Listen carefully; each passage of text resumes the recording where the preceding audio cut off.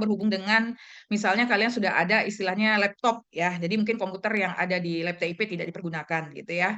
Tapi mungkin tadi ya kata Bu Kaprodi bisa menggunakan antisipasi ruangan untuk seminar atau sidang ya, seminar proposal atau sidang karena apa namanya? Ruangan yang tersedia itu untuk fakultas ya, bukan hanya untuk prodi, sehingga lab TIP nanti bisa digunakan asalkan tidak mengganggu praktikum gitu ya, bisa menyesuaikan. Jadi lab ini ada di Sindang Sari lantai 4 tadi sudah diinformasikan oleh Pak Zikri ya, di sebelah ya. Dan ini juga digunakan untuk keperluan administrasi sidang ya. Jadi untuk dokumen-dokumen lah ya yang berurusan dengan Kaprodi ya. Nah, di sini ada, tapi dimohonkan untuk nanti Ibu juga informasikan di sini tidak selalu atau kalian jangan terlalu apa ya, istilahnya Ibu khawatir kalian lalu lalang, terus ada lupa dan lain hal sehingga keseringan untuk buka tutup atau masuk ke ruangan lab. Nah, akhirnya nanti mengganggu terutama praktikum. Nah, kalau untuk seminar proposal atau sidang itu nanti akan diinformasikan dilarang ya atau tidak diperbolehkan untuk masuk gitu ya.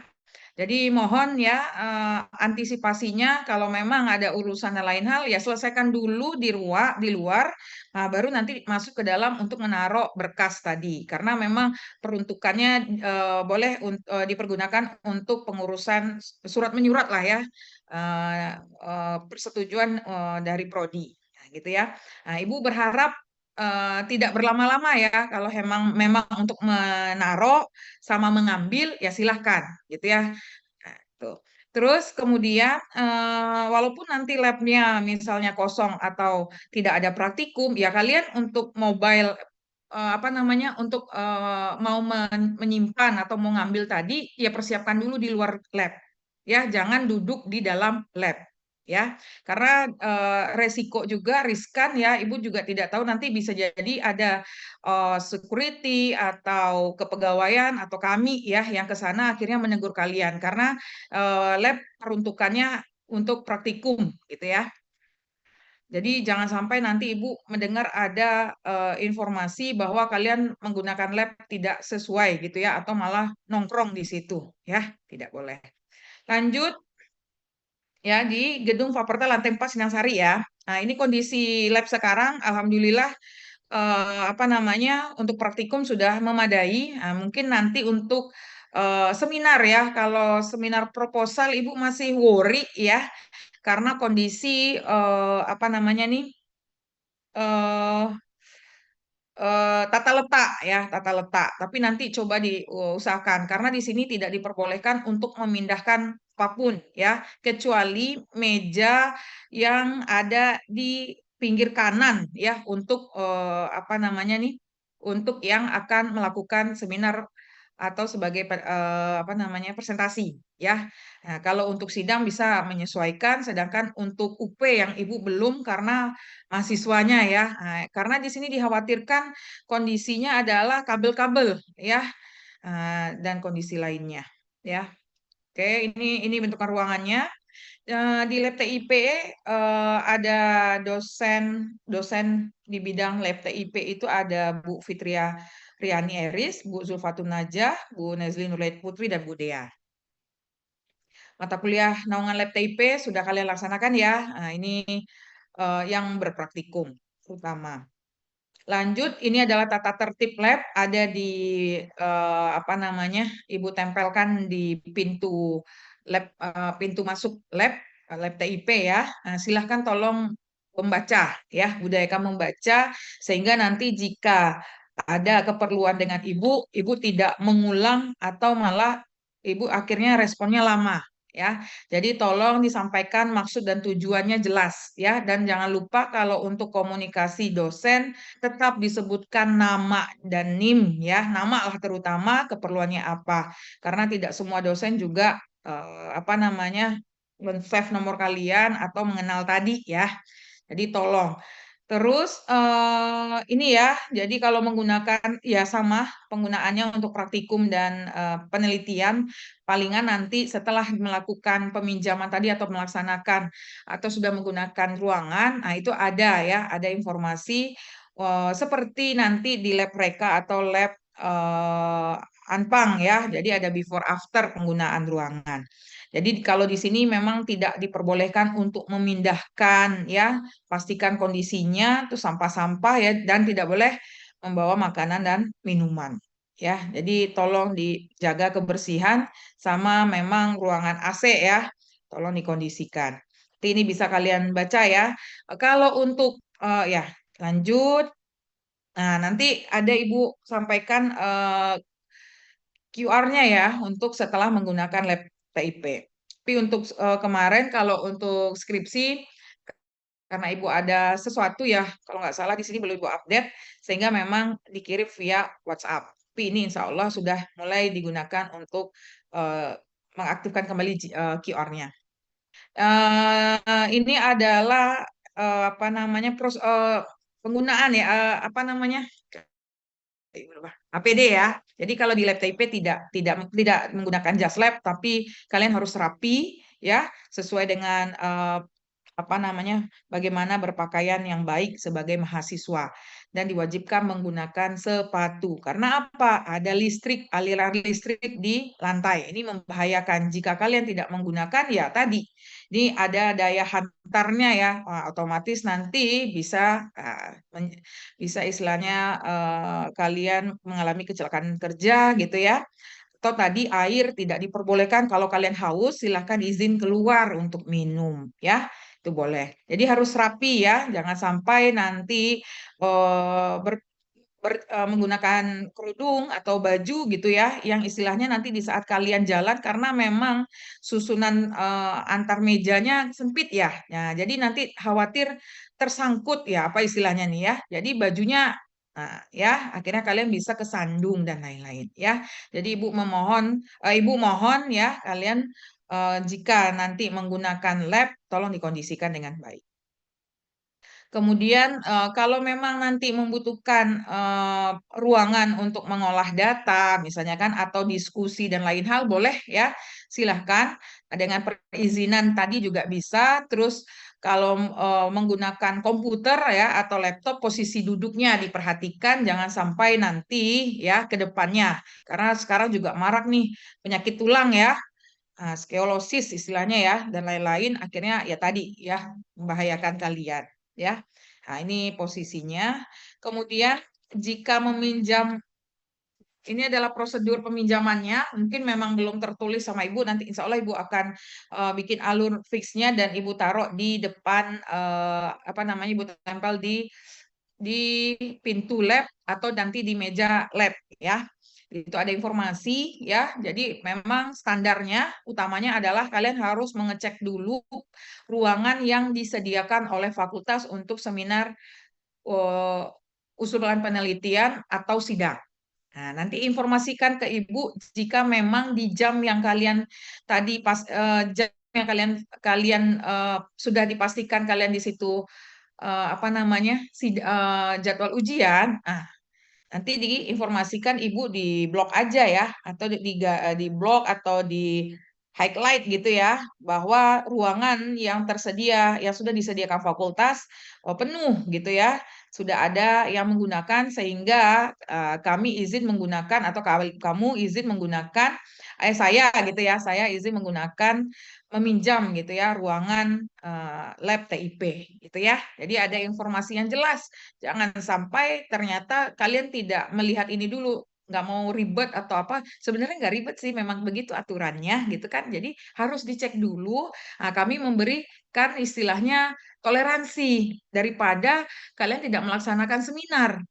Ya sudah gitu, kami toleransi lab digunakan. Tapi aturannya adalah fakultas sudah menyediakan ruangan itu. Ya, jadi tolong dicek kembali, informasikan, jangan screenshotan aja. Ada yang ngasih screenshotan ke ibu, terus ibu bingung mau apa, gitu ya.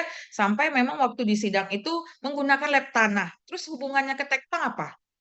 Nah ya, jadi tolong, memang kalian mau butuh cepat, butuh segera dilayani. Jadi informasikan screenshotan ini dengan jelas sehingga Ibu juga dengan mudahnya ya ini penuh silakan digunakan dan Ibu bisa cross check apakah ada mahasiswa Tekpang yang menggunakan juga atau tidak gitu. Jadi memudahkan kalian. Ya, jangan asal screenshot. Nah, ini tolong ya nanti pastikan ya ada 2 ruangan nanti ya di UP. Kalau di sidang ada ruangan sidang. Jadi tolong nanti dikondisikan. Informasikan dengan jelas. Kemudian dikatakan sudah bisa digunakan adalah ada balasan. Jadi tunggu ya, tunggu balasan dari Ibu ya. Eh ya Hamin berapa itu? Ya Hamin 1 lah ya, H+1 lah. Dari kalian sudah eh, apa namanya ini mencat ya, mencat. Tapi yang ini Ibu berharap tidak mendadak ya. Ibu mungkin memang ada satu kondisi dan lain hal gitu ya, tapi usahakan tidak mendadak ya.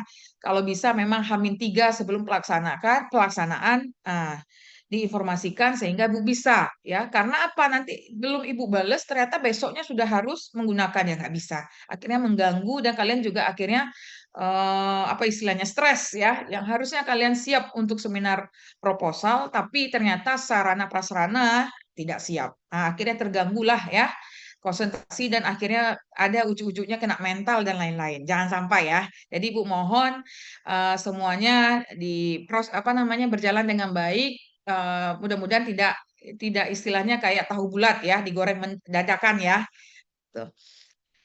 Kemudian nanti ada balasan dari Ibu. Ini harus diindahkan ya, dijalankan ya. Mohon tidak memindahkan meja gitu kan. Dan tadi Ibu memang apa-apa informasinya ke OB ya. Karena Ibu tidak selalu standby di lab TIP ya. Nah, jadi mohon nanti diinformasikan dan Ibu akan menanyakan ya. Silahkan kirim before after menggunakan lab. Tidak boleh dipindah-pindahkan dan jagalah kebersihan. Makanya Ibu kalau UP masih worry ya karena mengatur peserta ya, tapi kalau sidang masih oke. Ya, jadi itu dikondisikan. Karena kalian kadang buru-buru udah selesai seminar mau apa namanya foto-foto dan lain hal gitu. Itu yang akhirnya lupa ya. Setelah menggunakan mohon dibantu untuk istilahnya lab dikembalikan posisinya seperti semula. Ya karena apa? Nanti akan ada yang meminjam. Lanjut, nah ini fotonya ya, before after salah satunya Ibu masih menggunakan yang lama ya.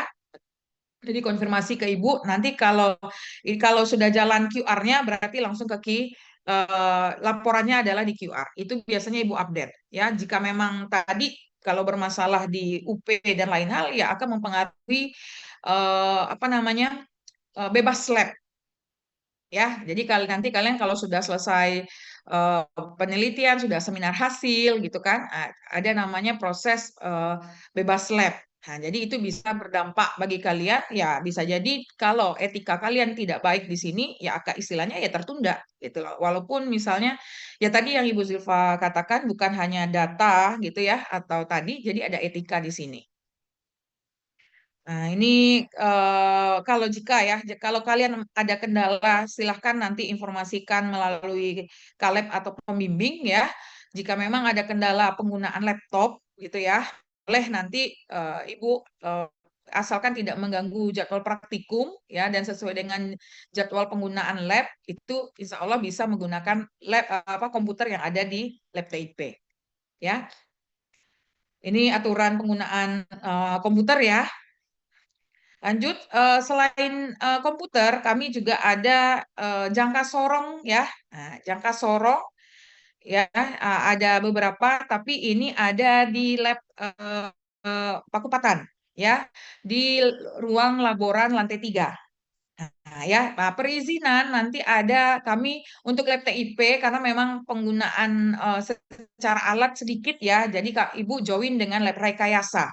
Jadi di situ nanti kalau kalian sudah seminar UP mau masuk lab gitu ya, nah, nanti akan diarahkan masuk ke grup WhatsApp-nya penggunaan lab Reka. Nah, di situ Ibu juga ada dan nanti kalau menggunakan alat naungan lab TIP seperti jangka sorong, apalagi jangka sorong, mikrometer skrup sama photobox ya, mini photobox ya, photobox. Nah, itu nanti melalui eh, apa namanya grup itu aja foto studio box. Nah, nanti peminjamannya mirip dengan rekayasa, tapi kalau menggunakan ruangan itu langsung ke ibu ya. Ini ada di lab Pakupatan ya. Kalau jangka sorong sama mikro dan foto studio ini ada di Pakupatan. Tapi kalau kalian misalnya di mikrobiologi di Sindang Sari itu juga tersedia. Kalau mikro, ibu serahkan ke Bu Ulan. Silahkan pinjam. Ya, jadi tidak ada alasan kalian mendokumentasikan penelitian produk atau sampel kalian asal-asalan ya. Jadi sudah diharapkan kalian apa namanya memahami bagaimana cara menyajikan dokumentasi ya terhadap produk atau sampel kalian. Oke, di sini nanti ini ya jangka sorongnya seperti ini ada sekitar dua atau tiga ya. Nah, silahkan nanti digunakan ya. Nanti kita juga akan mempelajarinya besok ya offline terkait penggunaan jangka sorong ya. Ibu juga sudah ada IK-nya. Nanti kita sama-sama mempelajari ya di hari Selasa. Kemudian ada micrometer scrub ya. Ini ada dua, tapi yang apa namanya? Yang satunya ada error sedikit ya. Nanti Ibu coba lagi cek ya. Yang satunya aman ya. Ini ada. Kita juga mempelajari ada instruksi kerjanya. Oke, lanjut. Ini adalah foto studio box mini ya. Jadi mohon nanti kalian ya, jadi jangan menyepelekan dokumentasi karena kami tidak semua tahu ya seperti apa produk yang kalian buat, malah dikhawatirkan nanti tidak sesuai gitu kan. Banyak temuan-temuan ya, walaupun mungkin dianggap tidak masalah, tapi next karena dan ini pun juga ya udah teknologi gitu ya. Masa iya menggunakan atau kita menyampaikan kita kerja loh gitu kan. Salah satunya apa buktinya kita mendokumentasikannya. Nah, sajikanlah yang terbaik. Nah, nanti itu bisa jadi nilai plus gitu kan. Karena bisa jadi apa namanya apalagi di saat sidang nanti atau seminar hasil ya teman-temannya mungkin tidak semuanya yang tahu gitu ya sebagai apa namanya peserta ya. Mungkin bisa jadi nanti ada sensorinya di saat mereka seminar mereka tidak tahu bagaimana bentukan produknya. Nah, di situ sangat membantu nantinya menyamakan apa namanya persepsi antara si peneliti sama peserta seminar dan orang sekitarnya ya. Jadi kita mencoba untuk melakukan sebuah standarisasi. Ini berikut fotonya. Ah, menurut kalian mana ya yang baik ya, yang sesuai dalam hal kita menampilkan sebuah foto atau dokumentasi. Nah, menurut kalian yang mana? A apa B? Coba bersuara. Enggak, Bu. Yang A, Ah, Ibu. Kenapa A? karena Karena lebih lebih yang belakangnya juga dari background lebih menampakkan bahwa si kopi ini yang lebih utama dilihat gitu, Bu. Nah, tadi Bu Zulfa udah bilang jangan si kopi. Oh iya, untuk kopi, Sampel. untuk sampel kopi sendiri lebih Nah, dilihat lebih ceplosan ya. utama, Oke. tidak seperti yang B. Ya, tapi kan secara warna sama ya. Udah ketahuan yang B juga warnanya ungu, kopi warnanya coklat susu gitu ya.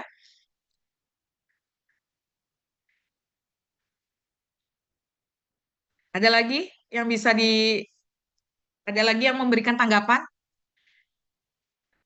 agar fokus di bagian kopinya, Ibu. Kalau misalnya ada gambar B itu kan karena backgroundnya banyak gitu, fokusnya bisa teralihkan ke yang lainnya, Ibu. Nah, iya, bisa ya. Jadi apalagi nanti dibandingkan kalian punya 4 sampel apa namanya ditata letak di kertas itu ada 4 ya. Akhirnya ini kan ganggu ya kan? Apalagi nanti ini juga dikecilkan ya sehingga tadi mengganggu. Nah, ini kan bisa mau dipotong bagian latarnya ya.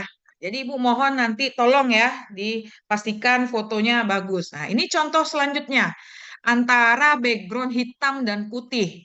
Nah, jadi juga Ibu menyediakan untuk foto studio itu ada beberapa background menyesuaikan dengan sampelnya, warnanya. Jadi nanti bisa jadi ya ini oke ya. ada misalnya latarnya nanti otomatis. Nah, mana yang terlihat? Apalagi nanti kalian mau melakukan pengujian warna, ya kan? Nah, mana yang sesuai? Jadi ada istilahnya latar tadi bisa memberikan apa namanya itu sentuhan full warnanya lah ya. Jadi fokus ke produknya atau sampelnya. Sedangkan background yang lain membias atau tidak fokus ya. Nah, jadi beda nih antara misalnya ini kopi susunya warnanya lebih condong kemana nih? Nah, gitu ya. Oke, kalian nanti bahas kenapa warna dari produk itu hasil A bintang atau B bintangnya. Itu dari mana? Kalau kita tidak bisa istilahnya melihat secara fisik misalnya kan, atau bagaimana kita mempadu-padakannya nanti dengan menggunakan alat instrumen. Nah, itu ya. Jadi sama-sama bagus Bu, pilihan. Nah, jadi bagaimana? Apa yang harus dalam sebuah dokumentasi kalian kenapa menampilkan foto itu? Ada apa? Nah, ya. Nah, di situ disampaikan. Nah, ini contohnya juga di foto seperti ini, ya kan? Nah, nanti tiba-tiba di saat Bu, ini sampel A, B, dan C sama, gitu kan? Nah, nanti untuk apa namanya bukan presisi ya, untuk Ibu lupa ya. Untuk menyamakan tadi ya, nanti bisa jadi di sini kita hanya fokus dalam rasio penggunaan bahan bakunya, malah kepikiran kenapa di gambar A sebelah kiri Ibu tidak apa namanya nih mulus, sedangkan yang di B ada titik-titik nih, bintik-bintik sebelah kanan Ibu. Nah, ya kan? Padahal secara formulasi dan lainnya sama. Nah, ya. Nah, jadi disajikan ya, dan kemudian kalau mau mendokumentasikan, mau tampak mana? Tampak atas, tampak bawah, tampak depan, belakang gitu ya, atau bagian dalam yang perlu kita bahas. Nah, ya, di situ harus disampaikan. Ini contoh selanjutnya kalau meletakkannya di file ya, Word ya. Jadi kalian akan menyajikan foto atau dokumentasinya, gitu kan? Nah, kalau misalnya hati-hati, menurut kalian sudah sesuai ukurannya, ternyata pas di print atau ditampilkan di eh, menggunakan proyektor atau TV gitu ya, kecil. Karena audiensnya tadi atau jarak kami sebagai apa namanya penguji atau pembimbing di sana tidak terlihat. Nah, ya, jadi tolong dikondisikan ada marginnya kan? Nah, itu tolong dikondisikan. Sesuaikan selagi masih luas, masih kosong, silakan dimanfaatkan marginnya. Ya, sehingga dokumentasi atau foto tadi baik ya, sesuai apa yang kalian harapkan ya, atau kita samalah preferensinya. Nah, lalu kalau bisa memang tidak terpotong di dalam satu halaman. Nah, ya. Jadi gambar perlakuan A1, A2, A3-nya di halaman 2, selanjutnya perlakuan 3 dan 4-nya halaman selanjutnya gitu ya. Nah, selagi bisa coba disamakan karena apa? Kita mau melihat. Nah, karena kalau membolak-balikan kertas tadi agak lama ya, kecuali memang durasi sidang atau keperluan lainnya panjang ya, sehingga tadi gitu. Jadi ini estetika sih arahannya. Jadi mohon coba apa namanya diperhatikan ya.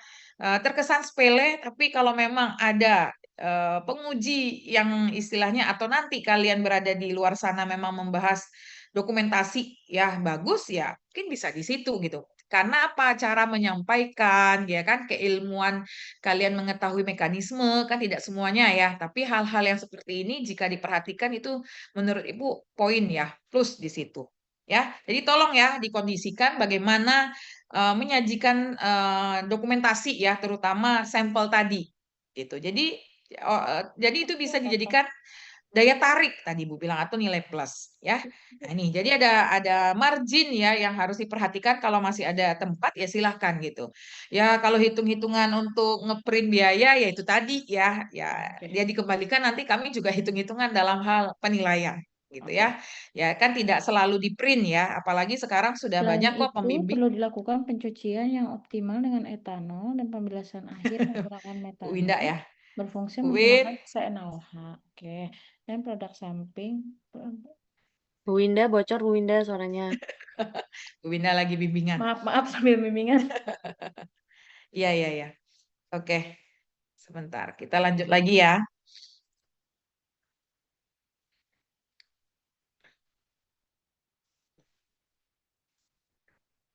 Nah, nih. Ibu, kita lanjut lagi ya. Nih ya, jadi tolong nanti dikondisikan apa yang harus ditampilkan sama dengan misalnya kalau kalian membuat produk minuman ya, eh, wadah yang kalian gunakan gitu ya. Kalau di ibu oke lah ya, ini bisa langsung, tapi nanti mohon dikondisikan ini dibersihkan pakai tisu basah ya, latarnya atau backgroundnya sehingga tidak istilahnya nanti temannya menggunakan lagi tidak ada aroma yang tertinggal gitu ya. Kalau untuk minuman ya, jadi dikondisikan apakah minuman tadi wadahnya harus gelasnya bening ya, atau putih, atau harus apa hitam dan lain-lain. Nah itu tolong dikondisikan. Lanjut. Ini masih Bu contoh yang lama terkait K3. Terkait K3 ya. Nah, ini kebetulan sudah Ibu silang-silang, tapi memang kondisinya mirip ya. Bedanya yang sekarang kursinya warna hijau dan beberapa meja yang masuk. Nanti Ibu ganti. Nah, di sini sudah Ibu silang ya, adalah istilahnya membahayakan ya, membahayakan kalian jika kalian tidak hati-hati di lab. Nah, ya itu makanya Ibu worry karena kalau sudah terjadi percikan kebakaran dan dan lain hal itu bahaya, apalagi nanti kalau kalian kepleset ya jika memang ada genangan air. Ya, jadi di sini memang apa namanya kondisi apa namanya ini kabel-kabel ya karena memang sumber sumber listriknya ya karena memang ini ya kondisinya belum, tapi Ibu sudah mengajukan, mudah-mudahan bisa di-approve sehingga ditata ulang lagi terkait apa namanya kabel listrik ya, karena memang penggunaannya untuk komputer. Jadi nanti mohon hati-hati ya, istilahnya kalian akan duduk di sini, otomatis ini bisa temannya apa ini dijadikan jalan ya, kondisi jalan. Jadi ini hati-hati. Ini yang membahayakan. Di sini juga ada colokan listrik ya. Di sini juga, ini yang agak membahayakan. Nah, jadi hati-hati ya. Tolong dikondisikan kalau menggunakan lab tadi yang dibawa ya perlengkapan yang digunakan. Jadi kayak seperti apa namanya? Tas ya atau tentengan yang lain ya kalian kondisikan di sini ada locker. Nah, silahkan digunakan dan mohon kunci kalau memang mau dikunci silahkan dibawa kuncinya tapi jangan sampai hilang ya kuncinya setelah kalian keluar dari lab ya ditaruh kembali ya. Nah, tolong dikondisikan. Jadi ini masih bisa digunakan untuk penyimpanan barang ya. Lanjut, kami juga ada P3K di sini ya. P3K ya di lab. Jadi kalau misalnya ada sesuatu ya yang terjadi ya mudah-mudahan tidak gitu kan. Nah, ada di sini posisinya di dekat loker sebelah kanan. Di sini Ibu sudah buat tulisan kok di sini. Ya memang fotonya belum Ibu perbarui. Nanti Ibu perbarui ya. Di sini ada ya untuk antisipasi. Lanjut, jika terjadi kebakaran dan lain hal di ruangan juga sudah tersedia ya terkait nanti air makanya mohon jangan apa namanya eh, apa nama memicu terjadinya kebakaran dan lain hal. Setelah itu di luar lab nanti sebelah kiri dekat toilet sebelah kiri itu ada apar ya sama hidrat. Udah, insya Allah ya. Kalau kalian mau misalnya keluar dari ruangan lab, bisa ambil kiri ada tangga, atau kalian ambil belok kanan ke kanan sebelah lift ya. Jangan lift ya, jangan lift. Jadi kalian harus turun melewati tangga ya. Mau yang di kiri atau mau yang di tengah atau paling ujung. Untuk menyelamatkan diri melalui tangga. Nah, ya. Nah, ini yang Ibu katakan tadi, potensi-potensi bahaya tadi ya, jika terjadi kebakaran dan lain hal, ya tidak tahu ya, air tadi ya malah jadinya memicu. Dan kalau kalian menggunakan lab, remote-nya, iya, remote AC ya, dinyalakan adalah yang sebelah kanan, ada tulisannya, karena di sebelah kiri itu adalah AC ruangan paling ujung dekat ruang sidang. Nah, lanjut untuk minggu besok, insya Allah kami akan melaksanakan JLP offline di TIP mengenai aplikasi olah data menggunakan SPSS. Nanti Ibu akan bagikan kelompoknya, tolong membawa laptop ya. Terus kita istilahnya di sini apa namanya melakukan sebuah latihan atau soal ya trial errornya. Jadi tidak istilahnya tidak menyampaikan kembali apa teorinya, tapi langsung dieksekusi. Dari situlah nanti kita akan bahas ya, karena kalian sudah belajar juga kan MK tersebut. Jadi kita akan mencoba interpretasi datanya ya ke Excel. Kemudian kita juga praktek menggunakan jaka sorong, mikrometoscope, serta praktek dokumentasi produk. Ya. Jadi besok tolong dibawa apa namanya laptop ya. Eh, Nanti Ibu akan informasikan kelompoknya ya, pembagian kelompok. Yang lainnya kertas dan lain hal nanti Ibu akan sediakan. Ya. Itu cukup dari Ibu materinya. Nah, Ibu kembalikan ke Bu. Nah, di sini saya perkenalkan terlebih dahulu dosen-dosen yang mengempu bidang kimia dan juga biokimia pangan. Ada Bapak Muhammad Anasyabana, kemudian ada juga Bapak Tubagus Bahtiarusbana, ada Ibu Winda Nurtiana selaku Kepala Lab dari Lab Analisis Pangan juga ya. Kemudian ada saya dan juga Pak Zikri Anfasa Firdaus. Nah, kemudian kita masuk ke dalam prinsip kerja di laboratorium kimia. Jadi memang pada dasarnya bekerja di laboratorium kimia ini yang harus kita utamakan tadi adalah keselamatan kerjanya. Sehingga memang ada beberapa prinsip dasar yang memang harus kita terapkan. Nah, pertama kita harus menganggap semua bahan kimia ini berbahaya gitu ya. Semuanya kita anggap berbahaya walaupun itu hanya Aquades saja. Kenapa? Karena memang kita ini harus menghindari kontak dengan bahan kimia tersebut. Misalnya tadi Aquades kita anggap bahaya, kenapa?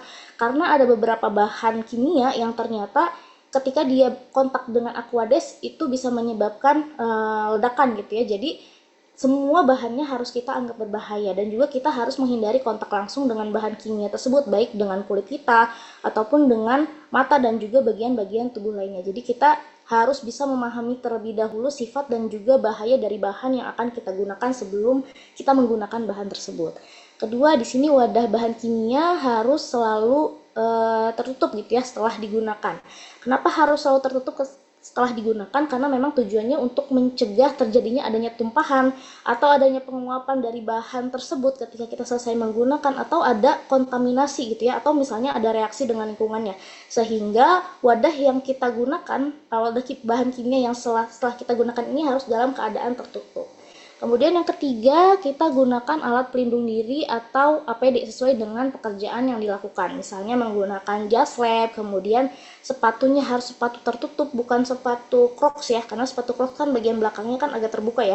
Jadi harus tertutup, kemudian kita juga gunakan sarung tangan dan juga masker, serta pelindung mata. Dan APD ini juga kita gunakan untuk mengurangi resiko apabila ada suatu hal yang memang tidak diinginkan, misalnya ada percikan atau ada kontak dengan bahan kimia tersebut. Jadi dengan adanya APD ini kita bisa melindungi bagian tubuh kita dari bahan kimia tersebut yang berbahaya. Kemudian yang keempat, silakan gunakan ruang asam apabila teman-teman menggunakan bahan yang mana bahannya ini bisa menghasilkan uap atau gas atau bau yang cukup berbahaya. Jadi silakan gunakan lemari asam sehingga paparan dari bahan kimia yang berbahaya tersebut, baik uapnya ataupun gasnya ataupun bahayanya ataupun baunya tersebut, yang mana bisa menyebar melalui udara, itu bisa kita minimalkan. Nah, kemudian sebelum masuk ke dalam laboratorium juga teman-teman harus membuat perencanaan terlebih dahulu ya, di mana teman-teman harus mengikuti atau teman-teman harus mencari terlebih dahulu metode yang teman-teman gunakan, kemudian bahan kimia apa yang teman-teman perlukan, kemudian jika menggunakan bahan kimia tersebut potensi bahayanya apa, dan juga bagaimana sih hasil analisis yang teman-teman dapatkan. Jadi itu silakan dicatat di dalam logbook. Jadi jangan langsung bekerja gitu ya tanpa memahami prosedurnya, kemudian bahan yang digunakan teman-teman nggak tahu apa. Jadi sebelum masuk lab silahkan catat terlebih dahulu kira-kira metode yang akan teman-teman pakai apa. Misalnya pengukuran kadar air, metodenya mau apa nih, volumetrika, gravimetrika, dan lain sebagainya. Kemudian bahan yang digunakan apa, misalnya ada toluene, kira-kira toluene ini bahayanya seperti apa. Kemudian apabila terjadi bahaya, kira-kira penanganannya seperti apa, kemudian penyimpanannya seperti apa, dan lain sebagainya. Jadi silahkan catat terlebih dahulu sebelum teman-teman masuk lab. Jadi jangan sampai masuk lab baru cari tahu, tapi sebelum masuk lab silahkan cari tahu terlebih dahulu. Kemudian setiap individu ini harus bertanggung jawab terhadap keselamatannya sendiri dan juga orang-orang di sekitarnya. Jadi kita tidak hanya berhati-hati terhadap tindakan kita sendiri ya, jadi kita juga harus memperhatikan kondisi lingkungan dan juga rekan kerja yang sedang bekerja bersama kita saat itu. Kemudian di sini juga jangan sekali-sekali teman-teman bekerja sendiri di dalam laboratorium. Nah, minimal memang harus ditemani oleh satu orang pendamping atau satu orang teman kalian, dan juga harus memahami tata bekerja di laboratorium kimia. Nah, hal ini memang harus kita lakukan karena jika terjadi suatu keadaan yang memang tidak diinginkan, misalnya ada kebakaran ataupun kecelakaan-kecelakaan lainnya, amit-amit ya. Nah, kan ketika ada teman, ini tingkat bahayanya bisa kita minimalkan. Contohnya kemarin kan mungkin teman-teman tahu di lab IPB ya, ada yang sedang melakukan analisis kadar lemak gitu ya. Kemudian terjadi kebakaran dan dia bekerjanya dalam keadaan sendiri gitu. Jadi ketika ada percikan api, karena dia sendiri kan nggak bisa minta bantuan ke siapa-siapa, makanya kebakarannya langsung cepat gitu ya. Nah, beda lagi kalau misalnya ada teman kan bisa kita minimalisir untuk kebakarannya. Jadi kita bisa minta bantuan teman sebelah kita atau teman rekan kita sendiri. Jadi memang sebelum bekerja di laboratorium, pastikan teman-teman mempersiapkan dulu apa yang akan teman-teman lakukan, kemudian kenali resikonya dan juga silahkan jangan sampai sendirian gitu ya di dalam labnya. Nah, kemudian ini pedoman umumnya, di mana di pedoman ini memang harus dipahami ya, dan juga harus teman-teman terapkan sebelum melakukan kegiatan selama di lab. Jadi pertama silakan pelajari terlebih dahulu metode penelitiannya atau tadi analisis yang akan teman-teman gunakan. Jadi jangan sampai melakukan pekerjaan jika prosedurnya belum dipahami, dan juga pastikan dulu prosedurnya ini memang sudah sesuai tadi seperti yang sudah dijelaskan oleh Bu Zulfa dan juga ibu-ibu yang lain gitu ya, atau bapak-bapak tadi sebelumnya. Jadi apakah metode yang digunakan ini SNI atau misalnya mengacu kepada OAC dan lain sebagainya. Tapi misalnya yang digunakan SNI nih, jangan sampai teman-teman akhirnya melakukan prosedurnya dari praktikum tadi, itu kan tidak sesuai ya dengan apa yang teman-teman cantumkan. Jadi silahkan pastikan prosedur yang teman-teman gunakan itu tepat, dan juga teman-teman harus memahami terlebih dahulu prosedur tersebut. Kalau misalnya ada bagian yang belum jelas, silahkan bertanya kepada misalnya teknisi ataupun dosen pembimbing atau administrator laboran dan lain sebagainya. Jadi silahkan make sure lagi gitu ya.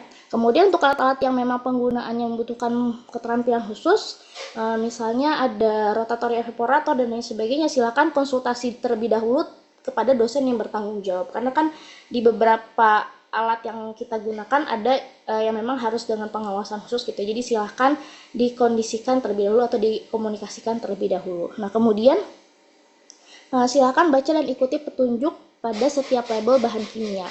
Dan label yang ada di bahan kimia ini kan memang memberikan informasi mengenai nama bahannya, kemudian ada juga konsentrasinya, kemudian ada juga bahayanya dan juga cara penanganannya. Nah, jika labelnya ini tidak tersedia atau memang misalnya informasinya kurang lengkap, maka silakan teman-teman melihat katalog ataupun MSDS dari bahan tersebut sebelum bahannya digunakan. Jadi memang harus kita cari tahu dulu atau kita kenalan dulu dengan bahan kimia yang akan kita gunakan. Kemudian silakan bekerja sesuai dengan SOP alat, jangan sampai mengoperasikan alat berdasarkan kebiasaan atau mungkin hanya teman-teman perkirakan saja gitu ya. Silahkan cari petunjuknya, karena memang setiap alat ini memiliki prosedur penggunaan dan juga batas operasi dan juga risiko yang berbeda-beda. Jadi jangan asal gitu ya dalam menggunakan alatnya. Kemudian yang keempat, tidak boleh menyalakan api secara sembarangan di laboratorium kimia, karena memang ada beberapa metode yang memang diperlukan dengan pemanasan dengan api gitu ya. Nah, ini harus dilakukan dengan tempat yang memang sesuai, jangan sampai di tempat yang asal gitu ya. Misalnya tempat sesuai, bisa di ruangan di lemari asam gitu ya, atau memang di tempat yang dekat dengan jendela sehingga apinya ini tidak tidak melengkup di dalam labnya gitu ya. Kemudian jangan sampai ketika kita menggunakan api ini kita tinggalkan gitu ya, atau jangan sampai sambil mengobrol atau melakukan aktivitas lain yang mana hal tersebut bisa meningkatkan resiko kecelakaan. Kemudian yang kelima, teman-teman harus membawa bahan kimianya dengan benar gitu ya. Jangan sampai misalnya memegang bahan kimianya di bagian tutup botol atau leher botolnya aja, tapi harus misalnya ditopang di bagian bawahnya, jadi agar lebih aman gitu di bawahnya dan juga tidak terjatuh. Nah, kalau misalnya pada asam ataupun pada alkali kuat, memang sebaiknya menggunakan kemasan sekunder, di mana ini digunakan untuk pelindungan tambahan kalau misalnya terjadi kebocoran atau tumpahan. Jadi untuk bahan-bahan yang cukup ini ya berbahaya, jadi jangan langsung dari wadah asalnya gitu ya, atau wadah stok awalnya, jadi dipindahkan dulu ke wadah kecil atau kemasan kecilnya, nanti baru dibawa gitu. Jadi silakan perhatikan bagaimana cara memegang botol-botol dalam bahan kimia tersebut. Kemudian yang keenam, silakan menjaga lingkungan kerja agar tetap rapi dan juga tetap bersih. Jadi nanti perhatikan meja kerjanya sendiri dan juga perhatikan juga kondisi di sekitar, termasuk aktivitas dari teman-teman yang ada di sebelah kalian. Jadi memang nanti kita perhatikan alat-alat yang digunakan seperti apa, atau setelah digunakannya seperti apa. Jangan sampai asal gitu ya, misalnya sudah selesai digunakan, meja kerjanya tidak dirapihkan sendiri, sedangkan di situ misalnya ada percikan-percikan atau ada tumpahan-tumpahan bahan kimia yang sudah teman-teman pakai. Jadi silakan dibersihkan kembali, karena memang laboratorium yang kita gunakan kan laboratorium bersama ya. Jadi jangan sampai tindakan yang semena-mena kita ini mengganggu dan juga membahayakan orang lain. Kemudian yang ketujuh, setiap bahan atau larutan yang dibuat harus diberi label yang jelas. Jadi kalau misalnya teman-teman menyimpan bahan di dalam lab gitu ya, di tempat yang memang seharusnya, silakan diberi label. Misalnya ini bahan apa, apakah HCl atau misalnya NaOH dan lain sebagainya. Dibuat juga ini punya siapa HCl-nya, ini punya siapa NaOH-nya, kemudian misalnya konsentrasinya berapa, kemudian tanggal pembuatannya berapa, tanggal kadaluarsanya dan lain sebagainya, sehingga ketika orang lain melihat label tersebut, dia juga tahu bagaimana cara mengendalikan bahan-bahan tersebut atau bagaimana cara menanggulangi bahan tersebut. Kemudian yang terakhir di sini, jangan meninggalkan alat yang sedang bekerja tanpa pengawasan. Jadi memang ketika teman-teman menggunakan suatu alat, misalnya tadi sedang melakukan uji protein atau uji lemak yang mana waktunya kan cukup lama ya. Jadi jangan sampai ditinggal gitu ya. Kalau misalnya memang butuh waktu yang lebih lama, nanti silakan koordinasikan dengan labnya, misalnya teman-teman butuh waktu sampai jam berapa, atau dengan laborannya atau dengan dosen yang bertanggung jawab. Jadi memang jangan sampai ditinggal gitu ya. Kemudian kalau bisa sih pekerjaan labnya ini dilakukan di jam kerja. Kalau bisa jangan sampai menggunakan hari-hari weekend gitu ya. Takutnya terjadi hal-hal yang tidak diinginkan jika teman-teman menggunakan lab di luar jam kerja seperti itu. Kemudian kita masuk ke titik kritis bekerja dengan bahan kimia, di mana memang kita harus bisa memperhatikan ya kesalahan-kesalahan kecil apa sih yang nantinya bisa menyebabkan kecelakaan atau adanya paparan kimia yang bisa kita sebabkan dari penggunaan bahan kimia. Pertama, sini terkait dengan penyimpanan bahan kimianya. Jadi selama bekerja, pastikan bahan kimianya ini diletakkan pada meja yang seharusnya gitu tuh. Jadi jangan asal disimpan gitu ya. Dan juga silakan disimpannya dalam jumlah yang memang diperlukan. Kemudian jangan menyimpan terlalu banyak bahan di meja kerja, karena kan terlalu ini ya ramai, jadi bisa mengganggu aktivitas kalian saat melakukan analisis. Kemudian bahannya juga harus diletakkan pada tempat yang tidak mudah jatuh atau mudah tersenggol gitu ya, jangan di ujung mejanya gitu tuh ya, jadi agak jauh sehingga bahan tersebut tidak jatuh. Kemudian di sini juga kita menggunakan lemari asam, dan lemari asam ini bukan tempat menyimpan bahan kimia. Jadi perlu digarisbawahi ya, adanya lemari asam ini bukan buat nyimpen bahan, tapi itu untuk bekerja kita. Jadi silakan bahan kimia jangan disimpan di dalam lemari asam. Jadi silakan disimpan di tempat yang lain. Karena memang lemari asam kita kan digunakan untuk saat kita bekerja dengan bahan-bahan yang menghasilkan uap ataupun gas-gas berbahaya gitu ya, bukan sebagai tempat penyimpanan bahan tersebut. Kemudian jangan pernah memipet menggunakan mulut. Tentu saja ya ini berbahaya sekali ya, karena bahan kimia yang kita pipet itu kan kalau misalnya pipetnya menggunakan mulut, kemudian terhirup, maka kan itu bisa merusak kesehatan kita. Nah, silahkan gunakan pipet filler atau mungkin bulb atau mungkin penyedot pipet lainnya yang mana sesuai dengan jenis pekerjaan teman-teman. Kemudian yang ketiga, silahkan bahan kimia yang dapat membawa sistem pernapasan ini harus digunakan di tempat ventilasi yang baik di dalam tadi lemari asam. Jadi misalnya ada bahan-bahan yang menghasilkan uap atau gas yang berbahaya tadi, misalnya seperti asetil klorida atau ada amonium hidroksida dan lain sebagainya, yang mana hal tersebut kan gasnya atau uapnya berbahaya ya. Jadi silahkan ketika menggunakan bahan-bahan tersebut dilakukan di dalam lemari asam tadi. Kemudian kita juga harus mengetahui sifat dan karakteristik bahan kimia yang akan kita gunakan. Tadi sebelum masuk ke dalam lab kita baca terlebih dahulu nih MSDS-nya. Atau MSDS ini kan informasi ya, dimana kita bisa mengetahui bahaya-bahayanya seperti apa, kemudian cara penyimpanannya seperti apa, kemudian APD yang kita perlukan apa saja, dan juga tindakan yang nantinya kita akan lakukan jika misalnya terjadi suatu kecelakaan yang tidak diinginkan. Jadi jangan asal menggunakan bahan kimia tapi kita belum tahu nih sifat-sifat dan karakteristik yang ada di bahan kimia tersebut. Kemudian perhatikan juga bahan kimia yang menghasilkan tekanan di dalam botol gitu ya. Jadi ada beberapa sampel seperti amonia, hidrogen peroksida, dan juga beberapa pelarut lain yang mana adanya tekanan ini bisa meningkatkan suhunya. Jadi silakan pada sampel-sampel tersebut silakan buka wadahnya secara hati-hati, kemudian jangan mengarahkan tutup ataupun mulut botolnya ini ke wajah ataupun ke wajah kita ataupun wajah orang lain gitu ya, karena memang nanti akan berpotensi berbahaya gitu. Kemudian di sini juga yang keenam, kita harus menghindari resiko kebakaran. Jadi untuk pelarut-pelarut organik jangan sampai kita menggunakan blender atau peralatan yang mana itu bisa menimbulkan percikan yang mana nanti kan akan mudah terbakar ya. Atau misalnya kita menggunakan bunsen, jadi pastikan area sekitarnya itu jauh dari pelarut organik yang mana pelarut organik ini mudah terbakar. Dan juga silakan ikuti petunjuk pada label bahan kimia terutama untuk pelarut organik, dan juga silakan lakukan pekerjaannya dengan gentle atau dengan hati-hati gitu ya, jangan sampai buru-buru dan juga mengabaikan prosedur keselamatan hanya karena merasa kalian sudah terbiasa dengan bahan-bahan tersebut atau dengan prosedur tersebut.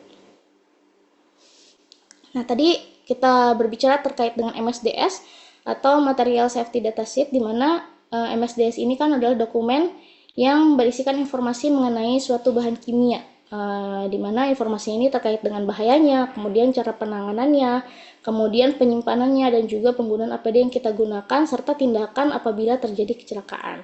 Nah, di gambar ini kita bisa melihat ada beberapa informasi utama ya. Ada bagian health hazard yang warna biru, di mana health hazard ini menunjukkan tingkat bahaya suatu bahan tersebut terhadap kesehatan kita. Kemudian ada juga fire hazard yang mana warna merah.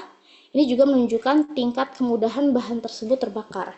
Kemudian ada juga instability hazard yang memberikan informasi mengenai kestabilan atau reaktivitas bahannya. Dan terakhir ada specific hazard, apakah bahannya ini masuk ke dalam asam atau mungkin alkali atau mungkin korosif dan lain sebagainya. Kemudian MSDS ini juga memberikan informasi mengenai APD apa saja yang kita perlukan. Misalnya kita butuh sarung tangan atau mungkin kacamata keselamatan atau mungkin perlu pelindung wajah atau bisa juga menggunakan sepatu pelindung dan lain sebagainya. Jadi sebelum menggunakan bahan kimia, silakan kita kenali terlebih dahulu bahan kimia yang akan kita gunakan. Jadi jangan asal langsung digunakan gitu ya. Jadi biasakan membaca MSDS terlebih dahulu agar kita mengetahui bahayanya apa saja, kemudian penyimpanannya seperti apa, kemudian cara penanganannya seperti apa, dan APD yang kita perlukan apa saja gitu ya. Dan juga kira-kira setelah kita gunakan bagaimana cara membuang bahan tersebut dengan benar. Nah, ini filenya ya yang terdapat dalam MSDS.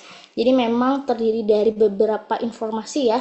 Pertama ada informasi mengenai nama bahannya, kemudian ada juga nama perusahaannya sehingga kita bisa mengetahui nama produknya, jenis bahannya, kemudian produsennya dari mana, dan juga ada informasi mengenai bahaya bahan baik terhadap kesehatan ataupun terhadap lingkungan. Nah, kemudian ada juga dijelaskan terkait dengan komposisi atau bahan penyusunnya, kemudian ada juga tindakan pertolongan pertama kalau misalnya ada paparan melalui kulit atau melalui pernapasan atau mungkin tertelan dan lain sebagainya.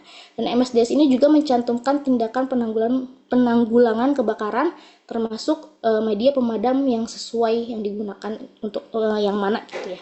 Kemudian ketika kita akan menggunakan bahan kimia, jadi pastikan membaca MSDS-nya dulu ya. Memang tidak seluruhnya, hanya bagian-bagian yang memang kita perlu dapat informasinya. Misalnya tadi kita identifikasi terlebih dahulu bahayanya apa gitu ya. Kemudian APD yang kita gunakan seperti apa. Kemudian cara penanganan, cara penyimpanannya, pertolongan pertama dan juga penanganannya apabila terjadi tumpahan ataupun hal-hal yang tidak diinginkan tadi. Nah, ini ada 16 poin yang ada di MSDS, ada mulai dari identitas produknya, kemudian nama perusahaannya dari mana, kemudian ada juga komposisi bahan, dan juga identifikasi bahaya, ada juga informasi mengenai pertolongan pertama dan juga penanganan kebakaran, atau mungkin penanganan tumpahan atau kebocoran, serta cara penanganan dan penyimpanan. Kemudian MSDS juga mencantumkan APD dan juga pengendalian paparan, serta ada sifat fisik dan kimia dari bahannya tersebut, kemudian ada stabilitas dan juga reaktivitasnya, dan juga di MSDS juga bisa mencantumkan terkait dengan toksisitas, kemudian dampak terhadap lingkungan dan juga cara pembuangan bahannya. Nah, kita juga nanti ada informasi mengenai transportasi atau peraturan yang berlaku mengenai bahan tersebut, atau ada informasi tambahan lainnya. Jadi memang 16 poin ini pada dasarnya bisa menjawab pertanyaan-pertanyaan penting sebelum kita bekerja dengan bahan kimia tersebut ya. Memang tidak harus seluruhnya kita baca, tapi yang paling penting kita harus tahu bahannya bahan apa, kemudian bahayanya apa, cara penggunaannya seperti apa yang aman, kemudian apa yang harus kita lakukan jika terjadi kecelakaan, dan bagaimana cara menyimpan serta membuang bahan kimia tersebut dengan benar.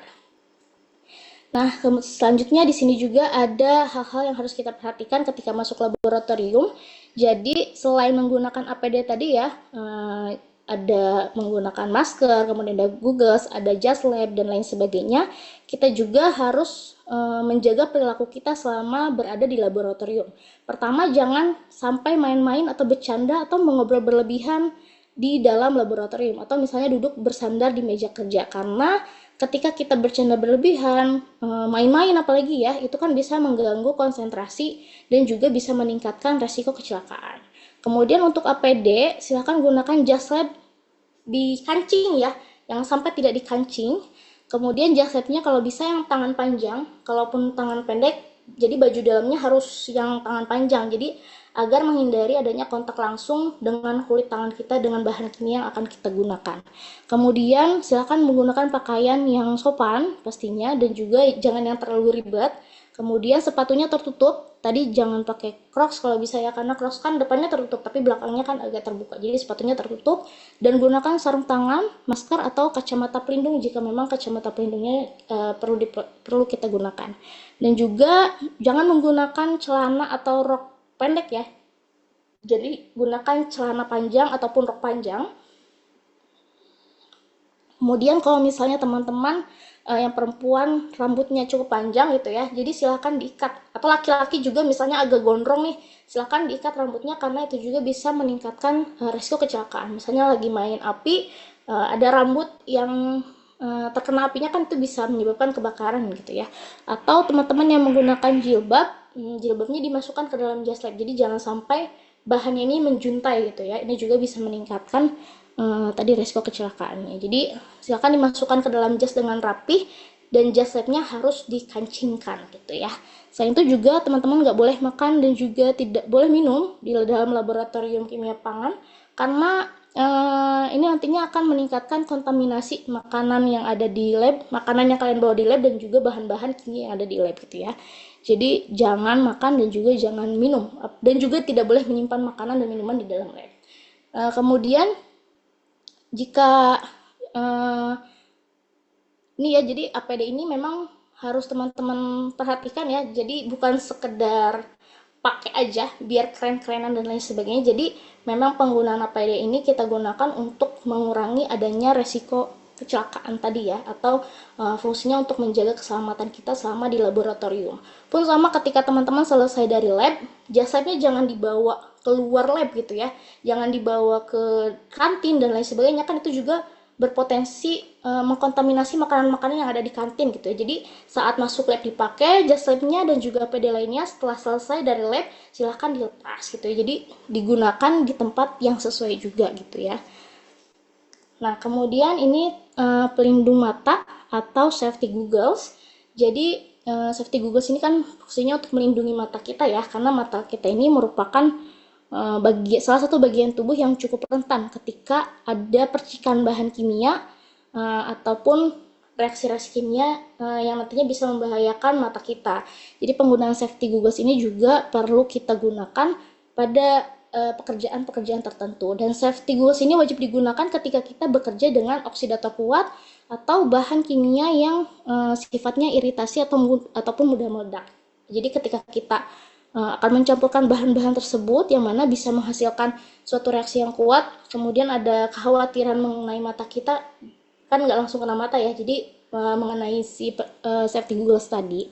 Kemudian pelindung mata ini juga diperlukan ketika kita bekerja dengan suatu alat yang bertekanan tinggi, karena alat yang bertekanan tinggi ini bisa meningkatkan tadi resiko percikan, atau misalnya ketika ada kegagalan, misalnya amit-amit alatnya pecah gitu ya, ini kan bisa melindungi mata kita dari pecahan tersebut.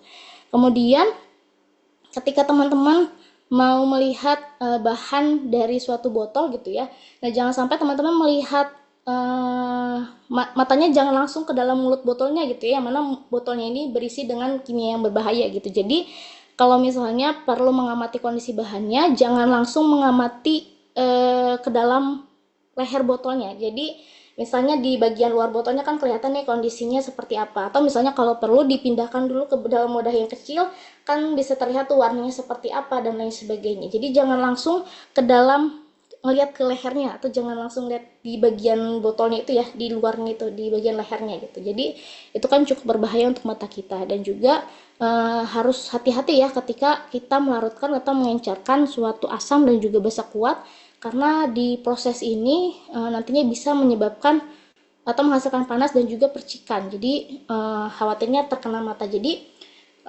harap hati-hati, dan jangan menganggap bahan yang sudah encer itu pasti aman, karena biasanya larutan basa yang relatif encer ini bisa menyebabkan kerusakan mata yang cukup serius dan juga permanen. Jadi tadi prinsip pertamanya, kita anggap semua larutan atau semua bahan yang ada di kimia ini berbahaya, baik itu yang konsentrasinya cukup tinggi ataupun yang encer gitu ya. Nah, selanjutnya di sini masuk ke prosedur penimbangan. Pastinya teman-teman nanti akan menggunakan alat ini untuk menimbang bahan ataupun menimbang sampel yang teman-teman akan gunakan, dan penimbangan ini biasanya kan menggunakan neraca analitik. Dan di sini harus kita perhatikan nih bagaimana cara menggunakan neraca analitik dengan tepat, karena jika terjadi kesalahan maka itu akan mempengaruhi hasil analisis teman-teman nanti. Nah, pertama pastikan neracanya dalam keadaan bersih, dan juga posisi water pass-nya ada mata ikan gitu ya. Jadi pastikan si mata ikan ini berada di posisi di tengah-tengah gitu, jangan agak miring dan lain sebagainya. Karena memang ketika tadi kalau neracanya dalam keadaan kotor, itu kan akan mempengaruhi pengukuran teman-teman ya. Jadi bahan ataupun sampel yang teman-teman timbang itu tidak sesuai, atau ketika posisi water pass-nya tadi tidak sesuai, ini juga bisa mempengaruhi pengukuran teman-teman, jadi pengukurannya tidak akurat. Kemudian bahan yang teman-teman tambahkan atau bahan yang teman-teman akan timbang, silahkan lakukan sedikit demi sedikit sampai mencapai berat yang diinginkan. Jangan langsung banyak sekaligus brus gitu ya. Jadi silakan sedikit demi sedikit. Kemudian kalau misalnya ternyata bahannya ini teman-teman nimbangnya kelebihan, jangan diambil. Kemudian teman-teman balikin lagi gitu ya ke wadah. Tapi silahkan lakukan penimbangan diulang dari awal gitu ya, untuk menghindari adanya bahan yang tercecer atau ada bahan yang masuk ke dalam bagian dari neraca analitik ini. Nantinya akan mempengaruhi hasil pengukuran teman-teman. Kemudian bahan yang teman-teman timbang ini jangan langsung ditaruh di atas timbangan neracanya ya, tapi silahkan gunakan kaca arloji atau mungkin beker gas sebagai wadah dan kaca arloji dan beker gelasnya juga harus teman-teman catat beratnya gitu ya.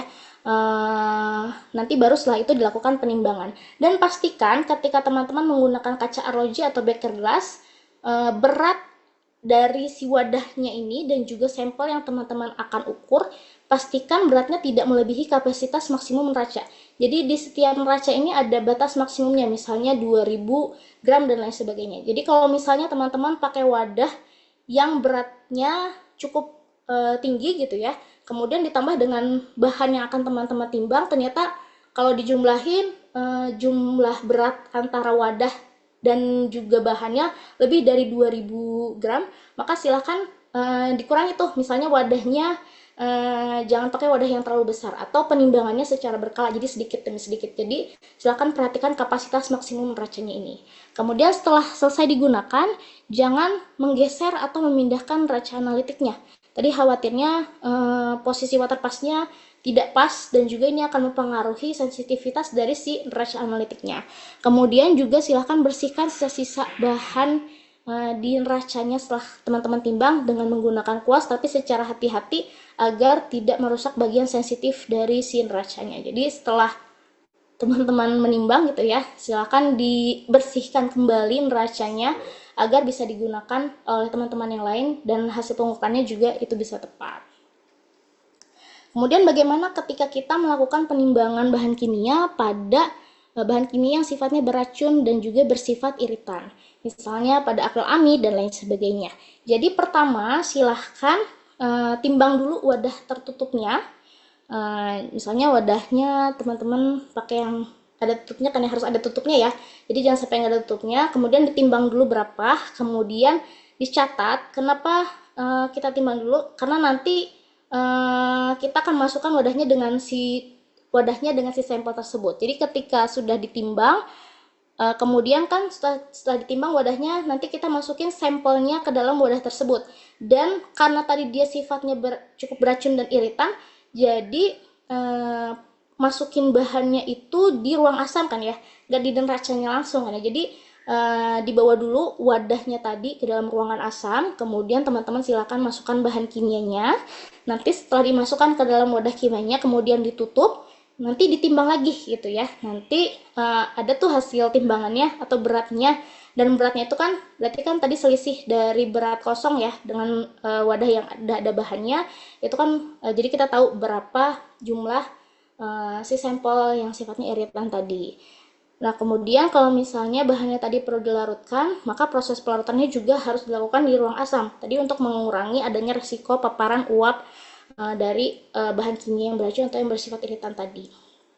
Dan selama prosesnya jangan sampai kita lupa terkait dengan APD tadi ya. Silakan baca terlebih dahulu dan gunakan APD yang sesuai yang akan kita perlukan.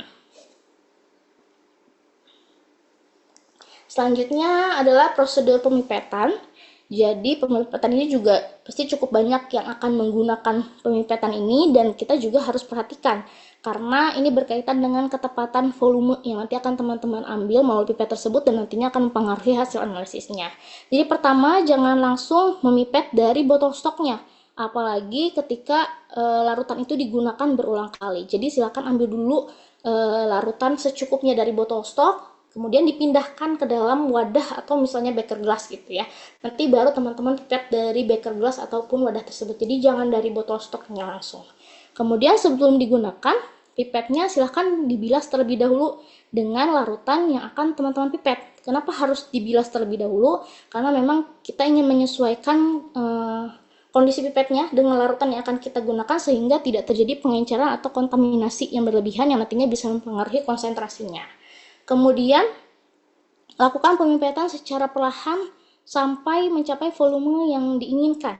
Jadi memang dan pembacaan volume ini juga harus dilakukan dengan posisi mata yang sejajar dengan meniskus larutan. Baik itu meniskus atas ataupun meniskus bawah. Nanti teman-teman cari tuh kapan kita harus membaca meniskus atas, kapan kita harus membaca meniskus bawah gitu ya. Dan ini harus sejajar dengan mata kita agar tidak terjadi kesalahan pembacaan akibat tadi adanya kekeliruan antara meniskus atas dan juga meniskus bawah tadi ya, atau antara batas mata kita dengan meniskusnya. Kemudian kalau misalnya ada sisa larutan Silahkan dipindahkan ke dalam wadah kerja, jangan dikembalikan ke dalam botol stok awal ya, karena ini bisa menyebabkan kontaminasi pada larutan stoknya.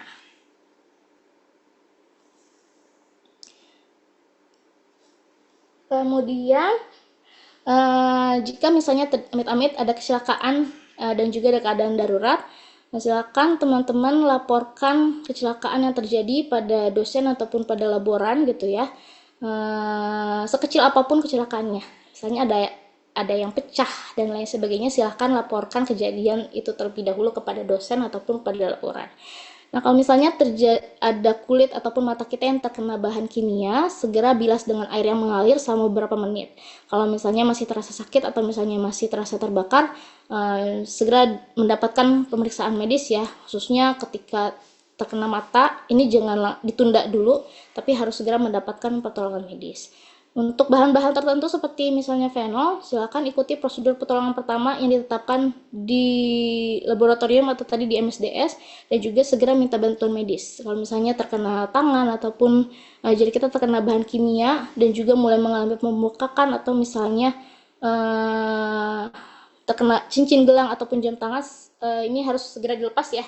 Dan oh ya, masuk dalam lab ini kalau bisa cincin, gelang, atau jam tangan dilepas tadi untuk menghindari adanya kontaminasi dengan bahan kimia gitu ya. Kemudian jika terjadi tumpahan bahan kimia, jangan langsung membersihkan tanpa mengetahui sifat bahan tersebut. Jadi gunakan APD yang sesuai dan juga ikuti prosedur penanganan tumpahan yang tadi sudah ada di MSDS. Nah, tadi kalau misalnya jas labnya terkena bahan kimia, maka segera dilepaskan jas labnya, kemudian dibilas mengikuti prosedur dari keselamatan kerja tadi.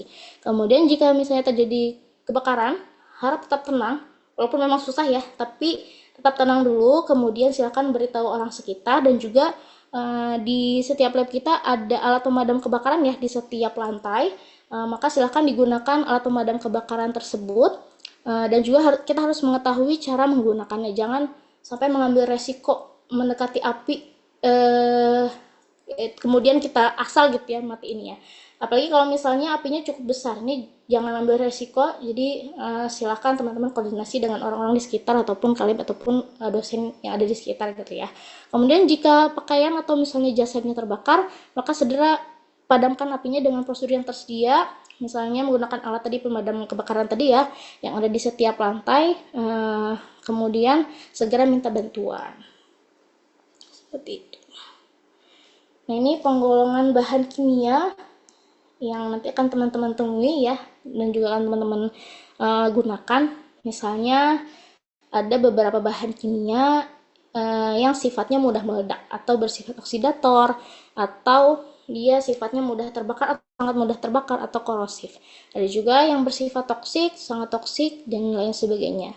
Adapun selain berbahaya kepada manusia, ada juga yang berbahaya bagi lingkungan dan lain sebagainya. Jadi sebelum menggunakan bahan kimianya, kita lihat dulu nih simbol-simbol yang ada di dalam botol tersebut, atau informasi mengenai sampel atau bahan yang akan kita gunakan tadi gitu ya. Kira-kira apakah dia cukup toksik atau dia sifatnya mudah terbakar dan lain sebagainya. Dan juga kita harus menggunakan APD yang memang diperlukan.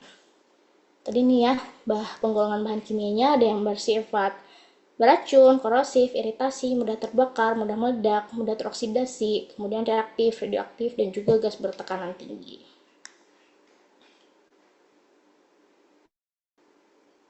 Nah, ada bahan beracun yang mungkin ada beberapa teman-teman yang nantinya akan menggunakan bahan beracun ini ya. Jadi bahan beracun ini bahan yang bisa menimbulkan gangguan kesehatan apabila bahan tersebut masuk ke dalam pernapasan, masuk ke dalam tubuh teman-teman, bisa melalui pernapasan, bisa tertelan, atau mungkin dengan kontak kulit. Nah, jadi di sini bahan kimia beracunnya dapat berasal dari berbagai kelompok, misalnya dari logam atau metaloid, atau ada yang dari gas beracun, atau bahan karsinogenik, atau bahan-bahan lainnya. Dan juga di sini ada tabel ya, di mana di sini mencantumkan bahan beracun ini diklasifikasikan berdasarkan tingkat nilai LD50-nya. Jadi LD50 ini menunjukkan dosis suatu zat yang dapat menyebabkan kematian pada 50% hewan uji itu ya, dalam kondisi pengujian tertentu. Jadi semakin kecil nilai LD-nya, maka semakin tinggi toksisitas bahan tersebut. Misalnya di sini nikotin, nilai LD-nya sangat rendah sehingga termasuk ke dalam kelompok yang sangat beracun. Dan juga misalnya bahan dengan LD-nya yang lebih besar, maka dia memiliki tingkat toksisitas yang lebih rendah gitu ya. Nanti mungkin bisa dilihat dari bahan kimia beracunnya tersebut. Misalnya ada lagi kelompok logam dengan tadi metaloid ya, ada contohnya seperti timbal, merkuri, kromium, arsen, dan lain sebagainya, di mana adanya paparan di bahan-bahan ini bisa mempengaruhi berbagai organ, termasuk misalnya sistem saraf, ginjal, hati, darah, dan lain sebagainya. Tapi misalnya di gas beracun nih, ada hidrogen cyanida, ada karbon monoksida, dan lain sebagainya, di mana bahan-bahan ini nanti bisa masuk melalui pernapasan dan menyebabkan sesak atau kekurangan oksigen serta kehilangan kesadaran bahkan hingga kematian. Jadi silahkan perhatikan gitu ya jenis-jenis bahan apa saja yang kita gunakan dan juga akibat yang bisa terjadi dari bahan-bahan tersebut.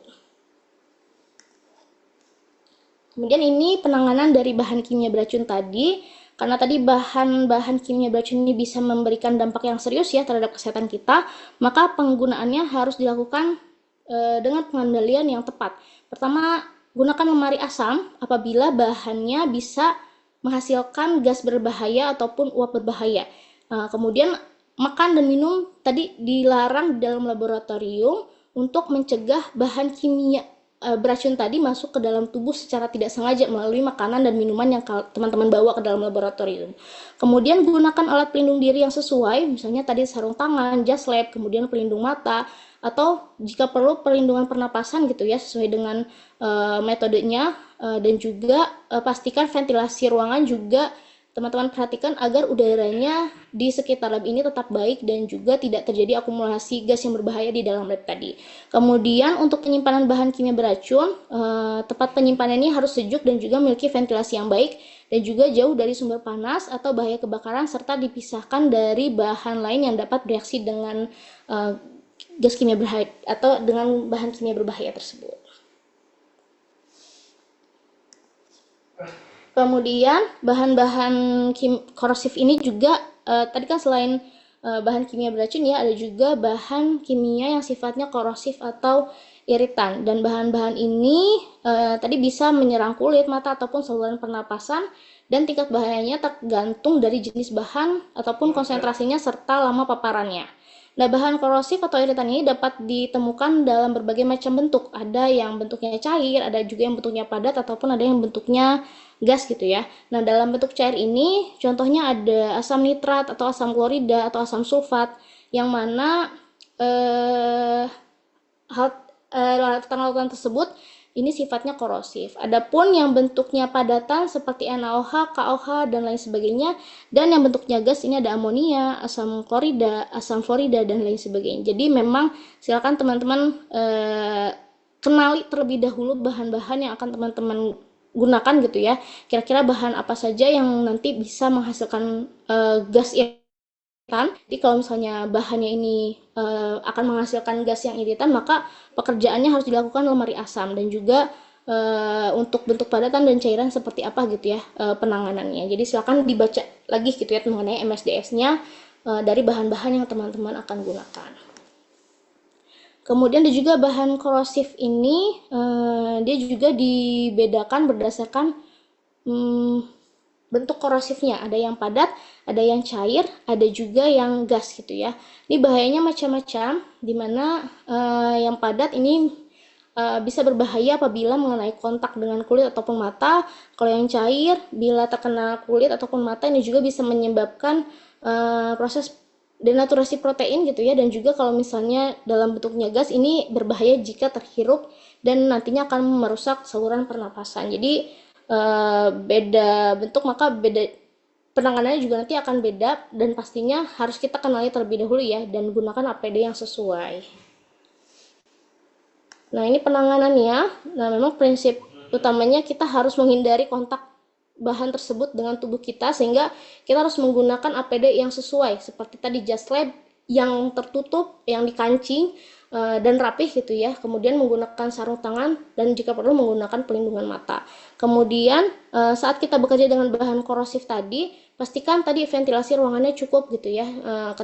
ketika bahannya ini nanti akan menghasilkan uap atau gas yang berbahaya, maka sebaiknya dilakukan di dalam lemari asam. Nah, jika ada bahan kimia yang mengenai kulit atau bagian tubuh, maka segera dibilas dengan air mengalir sebanyak mungkin, dan jika diperlukan gunakan air atau sabun yang sesuai dengan prosedur bahan tersebut. Kemudian jika setelah selesai, silakan lapor kepada dosen ataupun laboran gitu ya. Jadi ketika ada hal-hal yang berbahaya segera lapor gitu ya. Nah, kemudian untuk penyimpanan, maka bahan korosif ini harus disimpan di tempat yang sejuk dan juga memiliki ventilasi yang baik. Dan juga tadi wadahnya harus selalu tertutup dan diberi label yang jelas, serta disimpan terpisah dari bahan yang bisa bereaksi dengan zat tersebut yang nantinya akan menimbulkan bahaya. Kemudian ada juga bahan kimia yang mudah terbakar. Nah, bahan kimia yang mudah terbakar ini, maka dia bisa terbakar apabila dia terkena sumber panas ataupun ada sumber penyalaan gitu ya, sehingga memang penggunaan bahan kimia yang mudah terbakar ini harus hati-hati. Misalnya di sini ada bahan yang mudah terbakar, bentuknya macam-macam tadi ya, ada padat juga, ada cair, ada juga yang gas. Misalnya ada belerang, ada fosfor, kemudian ada juga alkohol, ada ether, atau ada juga hidrogen ataupun asetilen. Dan penyimpanannya ini harus ditempatkan di ruang yang sejuk dan ventilasi yang baik, dan harus dijauhkan dari api ataupun sumber panas atau percikan listrik dan juga sumber penyalaan lainnya, karena memang tadi kan mudah terbakar. Jadi ketika ada sumber api ataupun sumber panas, maka nanti dia cepat terjadi kebakaran gitu ya. Dan juga kita harus pastikan bahwa ada alat pemadam kebakaran yang mudah kita jangkau gitu ya, sehingga ketika kita bekerja dengan bahan yang mudah terbakar, amit-amitnya ada kebakaran, jadi kita bisa menanggulangi tersebut. Dan kemudian jangan menggunakan peralatan yang bisa menghasilkan percikan ataupun sumber api di dekat bahan yang mudah terbakar ini. Sama dengan bahan kimia yang mudah meledak, di mana bahan ini juga bisa menyebabkan reaksi yang cukup berbahaya gitu ya. Dan ada beberapa faktor yang harus kita perhatikan. Pertama adalah suhunya. Jadi ketika suhu penyimpanan semakin tinggi, maka akan menyebabkan reaksi yang cepat, sehingga ini juga akan meningkatkan resiko atau meningkatkan bahayanya. Kemudian benturan dan juga gesekan mekanik, yang mana adanya benturan ataupun gesekan mekanik ini bisa menimbulkan pemanasan, sehingga ini bisa memicu reaksi mudah meledak tadi. Kemudian kelembabannya, dan kelembaban yang tinggi ini juga ketika kita menyimpan bahan tersebut akan menyebabkan absorpsi air, yang mana ini bisa memudahkan terjadinya reaksi ledakan tadi. Sehingga penyimpanannya ini harus kita perhatikan ya, disimpan dalam ruangan dingin dan juga berventilasi, kemudian harus jauh dari sumber api ataupun panas, dan juga hindari dari gesekan atau tumbukan mekanis. Nah, ini contoh dari potensi bahaya ledakan dan juga penggunaannya dalam bidang industri. Ini beberapa korban ya dari bahan-bahan yang mudah meledak tadi. Jadi harap berhati-hati ketika kita menggunakan beberapa bahan yang tadi sifatnya mudah meledak.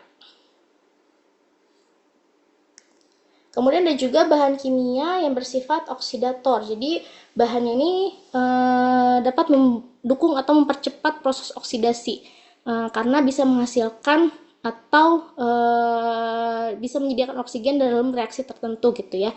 Jadi bahan ini umumnya sangat reaktif dan juga eksplosif, dan nantinya bisa menyebabkan kebakaran, yang mana ini sukar sekali dipadamkan. Nah, di sini berdasarkan jenisnya sendiri, bahan oksidator ini dapat dikelompokkan menjadi anorganik dan juga organik. Dan contoh dari oksidator anorganik ini ada permanganat, ada perklorat, dan lain sebagainya. Untuk yang organik ada peroksida dan lain sebagainya. Karena memang sifatnya reaktif, jadi oksidator ini harus disimpan terpisah ya dari bahan yang mudah terbakar dan juga bahan yang tidak kompatibel, sehingga nanti silakan teman-teman mengikuti petunjuk penyimpanan pada label MSDS dari bahan yang sifatnya oksidator. Nah, ini cara penanganannya di bahan yang oksidator tadi, di mana lakukan uji KI terhadap larut sebelum didestilasi, kemudian lakukan destilasi tanpa pengadukan udara, dan gunakan pelindung muka pada saat destilasi pelarut organik. Dan jangan gunakan pelarut yang telah lama, dan hindari penyimpanan sisa pelarut seperti ether. Hindari proses oksidasi dengan menyimpan pelarut dalam botol yang gelap dan juga coklat.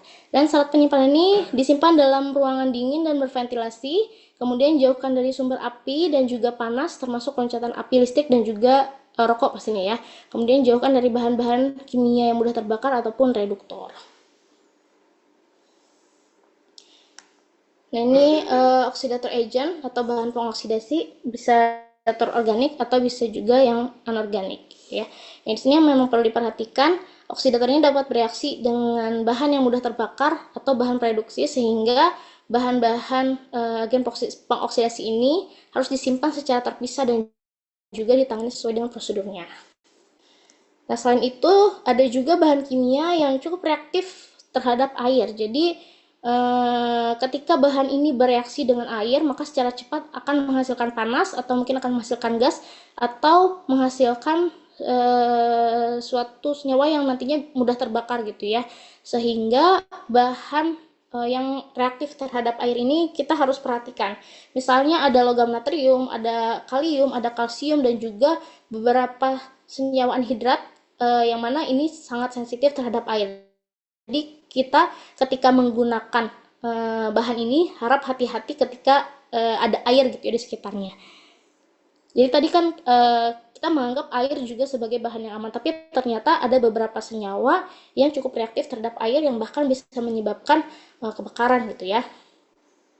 Nah, jadi ketika kita menggunakan bahan yang reaktif terhadap air, jadi silahkan dijauhkan dari air dan disimpan dalam kondisi yang kering. Agar tadi ketika kan kalau kondisi basah kan nanti akan bereaksi dengan airnya tadi ya. Kemudian jika terjadi kebakaran yang melibatkan bahan reaktif terhadap air, maka jangan menggunakan air untuk memadamkan. Jadi gunakan media pemadam yang sesuai dengan jenis bahannya gitu ya. Misalnya dengan dry powder dan lain sebagainya yang tadi sesuai dengan rekomendasi yang dituliskan di MSDS tadi. Kemudian untuk penyimpanannya juga harus dingin dan juga kering. Kemudian ada ventilasi yang baik dan juga jauhkan dari sumber panas ataupun sumber api, serta harus terlindungi dari masuknya air gitu ya. Jadi memang harus disesuaikan. Kemudian selain ada yang reaktif terhadap air, ada juga bahan kimia yang reaktif terhadap asam, di mana bahan ini dapat bereaksi ketika ada asam yang nantinya akan menghasilkan panas ataupun suatu gas yang mudah terbakar ataupun gas yang beracun, sehingga bahan-bahan yang reaktif terhadap asam ini tidak boleh dicampurkan dengan asam tanpa mengetahui prosedur yang tepatnya seperti apa.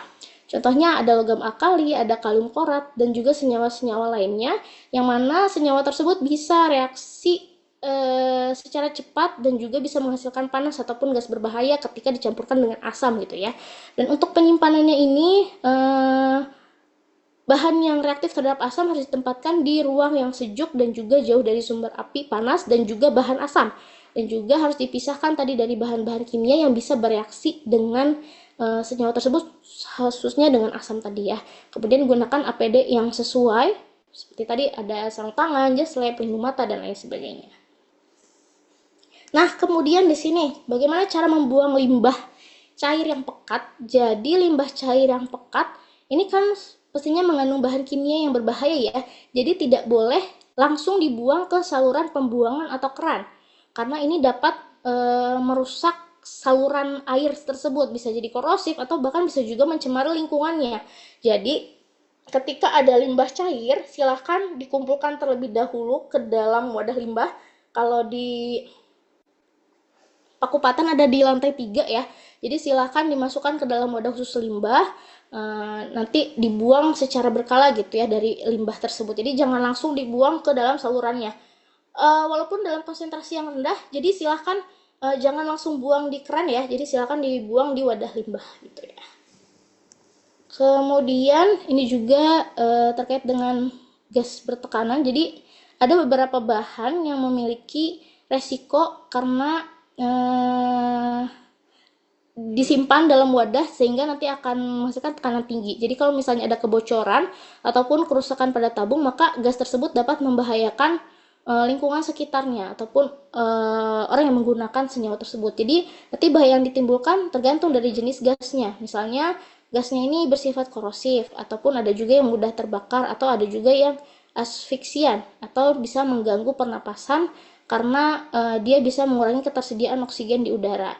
Jadi tabung-tabung gas itu harus ditangani dan juga disimpan dengan benar, kemudian tadi dijauhkan dari sumber panas ataupun api jika memang gasnya tadi mudah terbakar, dan juga ditempatkan pada area yang memiliki ventilasi yang baik, dan juga tabungnya harus dalam kondisi yang stabil dan juga tidak akan rusak gitu ya, atau tidak jatuh dan juga terbentur sehingga akan mengalami kebocoran. Jadi kalau misalnya bocor kan itu akan mencemari lingkungan tadi ya.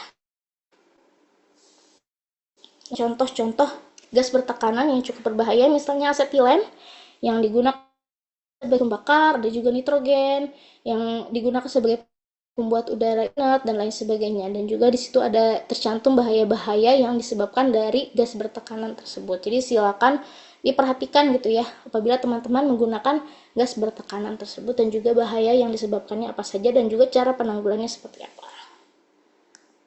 Ini juga sama pengklasifikasiannya, kemudian ada pernyataan bahayanya seperti apa dan lain sebagainya. Jadi ada kategori bahaya ya di sini ya, ada gas bertekanan, ada gas yang dicairkan, ada gas dicairkan dan dibekukan, ada juga gas terlarut, dan juga ini ada berbagai macam pernyataan bahaya yang disebabkan dari jenis-jenis atau kategori bahaya tersebut. Nah, kemudian kan kita juga menggunakan reaksi-reaksi selama kita melakukan di lab ya.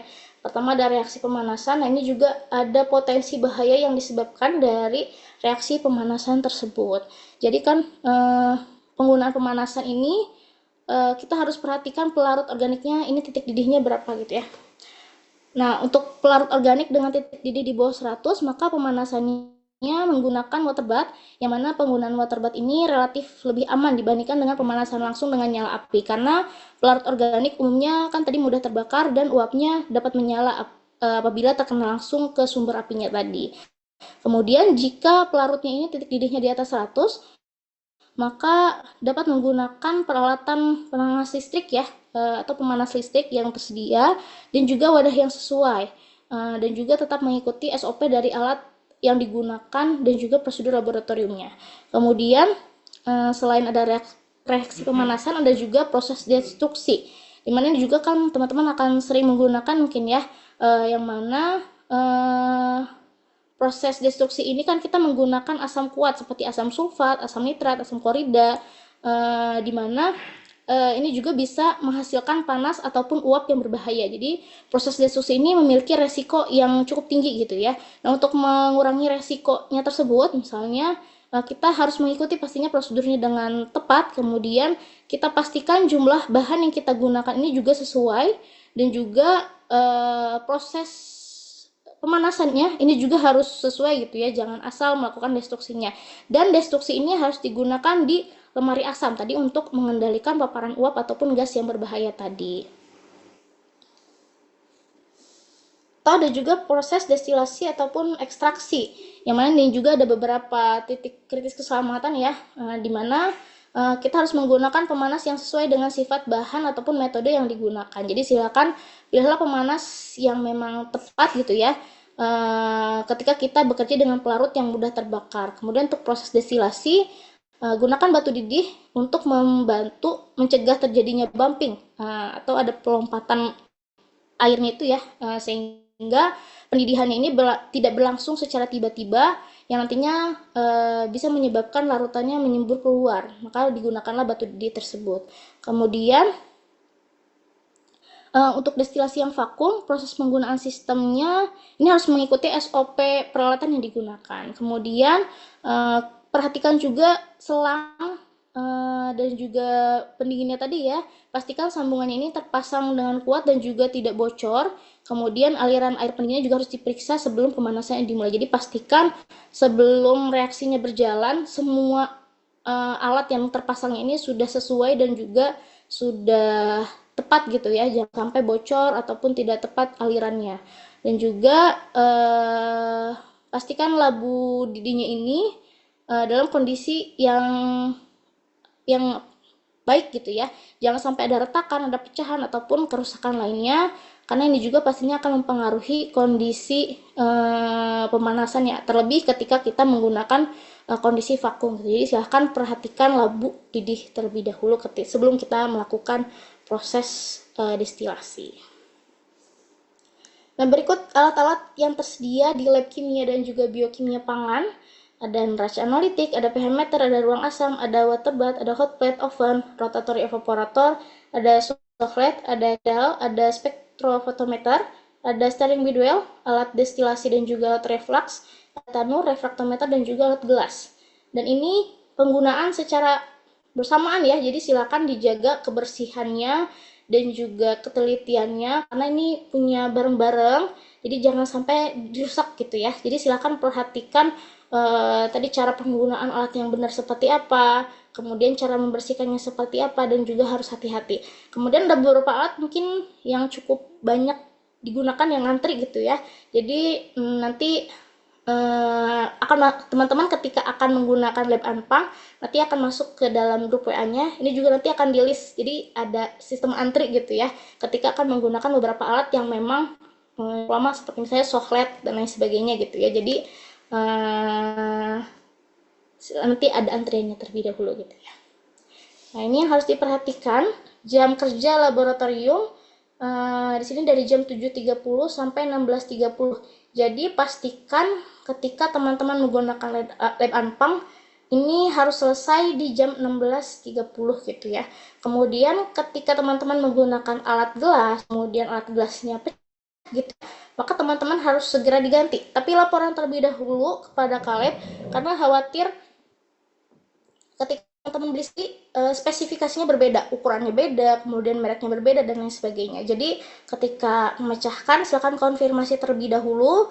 Nanti silakan tanyakan kira-kira jenis yang harus diganti seperti apa, ukurannya berapa dan lain sebagainya gitu. Jadi ini harus segera diganti. Kemudian jangan menyimpan regen menggunakan alat gelas, tapi segera pindahkan regennya ke botol yang memang sudah teman-teman sediakan sendiri, misalnya di botol UC ataupun botol-botol lainnya. Jadi jangan di alat gelas yang digunakan secara bersamaan gitu ya, karena itu kan digunakan bersamaan, jadi teman-teman yang lain juga kan akan menggunakan, jadi harus segera dipindah botol yang teman-teman sediakan sendiri. Kemudian ini ada alat tanur, spektrofotometer, rotatory, ini harus didampingi oleh staff lab atau harus ada izin dari tadi Kaleb dan sebagainya. Nah, di sini kan tadi ada alat yang memang harus izin dulu ya. Kemudian nanti baru dibuatkan antrian. Kemudian penggunaan destilasi Hegel ini juga harus terus ditunggu dan juga dipantau, jangan sampai ditinggal. Kemudian hati-hati juga dalam menggunakan soflet, dan ketika menggunakan rotatory evaporator ini juga harus membawa dan juga mengganti oil pompa vakumnya sendiri. Kemudian tadi jangan menggeser neraca analitis. Kemudian pH meter itu kan ada buffernya ya untuk menutupi si sensori di pH meternya ini. Jadi jangan sampai kering ataupun jangan sampai tumpah. Kalau misalnya sudah kering, nanti silahkan hubungi staff lab ataupun Kalebnya. Nah, kemudian regen-regen yang memang tidak ada, silahkan teman-teman sediakan sendiri. Tapi kalau misalnya ada, silahkan konfirmasi terlebih dahulu apakah bisa dipakai atau tidak gitu ya. Kemudian di lab anpang ini kan ada freezer ya, dan freezer ini untuk menyimpan sampel, tapi hanya untuk menyimpan batu esnya tadi yang untuk digunakan oleh analisis, sehingga di freezer ini tidak boleh ada sampel karena itu hanya untuk menyimpan batu es. Kemudian silahkan diisi logbooknya ketika menggunakan alat, baik itu tadi spektro atau mungkin neraca dan lain sebagainya, kan ada logbook ya di setiap alatnya, jadi silahkan diisi terus. Kemudian semua peminjaman alat lab nanti silahkan dilaporkan di grup lab anpang gitu. Nanti ada grupnya ketika teman-teman akan menggunakan lab anpang. Ini yang harus diingat sebelum meninggalkan laboratorium lab anpang. Jadi rapihkan dan bersihkan meja kerja masing-masing, jangan sampai berserakan, baik itu sampah-sampah seperti tisu-tisu atau mungkin tetesan-tetesan larutan-larutannya, entah itu air atau mungkin larutan-larutan yang lain. Jadi silakan dibersihkan dan dirapihkan kembali. Kemudian alat gelas yang teman-teman gunakan dan juga preaksi-preaksi atau bahan-bahan yang teman-teman gunakan silahkan disimpan kembali di dalam rak masing-masing. Jadi kalau di alat gelas disimpan di rak gelas, kalau preaksi disimpan di preaksi. Kemudian jangan tinggalkan sisa-sisa penelitian di laboratorium, baik itu pulpen atau mungkin catatan kalian dan lain sebagainya. Kemudian jangan membuang bahan kimia ataupun larutan bekas langsung ke dalam saluran airnya, itu buang terlebih dahulu ke dalam penampung limbah gitu ya, karena tadi bisa merusak saluran air tadi. Kemudian jangan tinggalkan juga alat gelas kotor dalam tadi cuci di mesin cucinya, di wadah cucinya itu ya, jadi langsung dibersihkan. Ketika selesai menggunakan alatnya langsung dicuci dan langsung dikeringkan, langsung lagi disimpan ke dalam raknya. Kemudian sebelum meninggalkan pastikan kondisi tangan teman-teman juga dalam keadaan yang bersih, karena tadi takutnya lupa tiba-tiba megang makanan, akhirnya kan terkontaminasi makanannya. Seperti itu. Nah, ini yang harus teman-teman perhatikan untuk ujian praktik di Lab Anpang nanti di tanggal 12 sampai 13 Agustus nanti. Jadi silahkan teman-teman bawa 2 botol UC yang nggak ada isinya ya, yang sudah dicuci, yang sudah bersih, yang sudah kering. Kemudian selain bawa 2 botol UC, teman-teman juga menggunakan jas lab yang sesuai, yang dikancing, yang rapi. Kemudian bawa juga